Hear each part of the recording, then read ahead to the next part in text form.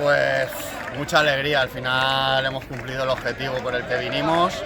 aunque parezca que haya sido fácil, no ha sido tan fácil porque hemos tenido semanas de que se nos ha complicado el tema, pero bueno, creo que hemos hecho un temporadón, que los chavales lo han hecho fenomenal y pues dedicárselo a todo el pueblo Paiporta porque al final es una pequeña alegría y un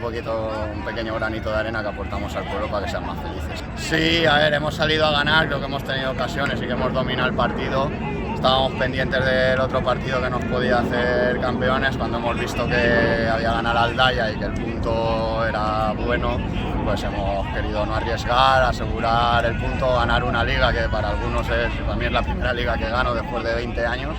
Y bueno, pues mira, la tenemos en el bolsillo, a dar la cara a estas 4 jornadas que quedan y disfrutar mucho. Sí, además mis abuelos son de Paiporta y yo ya estuve aquí hace 6-7 años en tercera,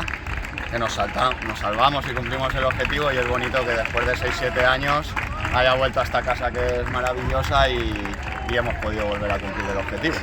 Pues bueno, fueron días durísimos para todos. Todo lo que tú has dicho, dentro de la desgracia ha sido una herramienta a nivel motivacional brutal porque la gente ha querido dar esa alegría al pueblo y yo se lo dije que al final el pueblo necesitaba de héroes, necesitaba alegrías y nos bautizamos un poco como los héroes del barro y los héroes del barro hoy lo han conseguido.